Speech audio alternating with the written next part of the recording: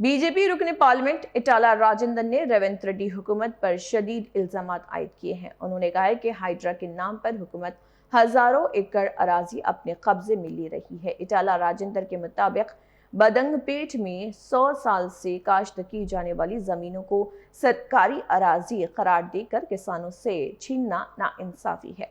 उन्होंने इल्जाम लगाया कि दुंडीगल गांव में तकरीबन 500 किसानों की जमीनों पर कब्जा करने की कोशिश की जा रही। इटाला राजेंद्र ने कहा है कि रेवंत रेड्डी के सीआर से भी 10 कदम आगे बढ़कर जमीनें छीन रहे।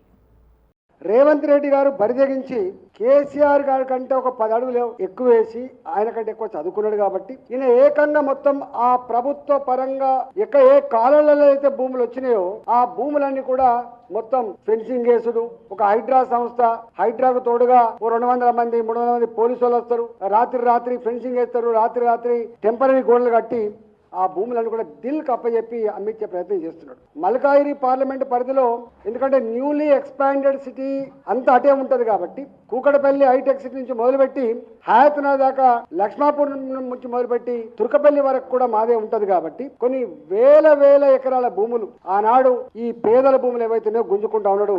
దాంట్లో మొట్టమొదలుగా దుర్మార్గం ఏంటంటే బడంగపేట అనేటువంటి ఒక మున్సిపాలిటీ ఉంటది.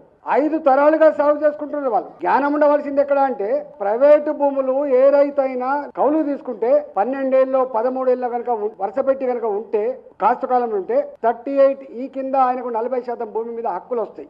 కానీ ఇక్కడ 100 సంవత్సరాల నుంచి ఉన్నప్పటికి కూడా 70-80 సంవత్సరాల నుంచి సాగు చేసుకుంటున్నప్పటికి కూడా గవర్నమెంట్ భూమి అని చెప్పి గుంజుకుంటున్నంటే ఎంత దుర్మార్గులో ఎంత మూర్ఖులో ఒకసారి అర్థం కావాలి మనకి. అంటే ప్రైవేట్ వాళ్ళ భూములు మాత్రం కబ్జా కాలంలో ఉంటే నువ్వు 38 కింద ఇస్తున్నావు, కానీ ప్రభుత్వపరమైన భూములలో ఇవాళ వాటిని మాత్రం నువ్వు గుంజుకునే ప్రయత్నం చేస్తున్నావు అంటే ఎంత భూదందాలకు పాల్పడుతున్నారు, ఎంత దుర్మార్గానికి ఒడిగడుతున్నారో దాన్ని బట్టి మనకు అర్థం కావాలి. దాంట్లో అక్కడి ప్రాంత ప్రజానికం రైతులంతా కూడా కన్నీరు మున్నీరై అయ్యా మాకున్న భూమే ఇది, ఆనాడు 45 ఎకరాల 16 గుంటల భూమి, అక్కడ 50 మంది రైతులు ఆనాడు ఉండే, ఇవాళ 400 మంది రైతులు ఉన్నారు.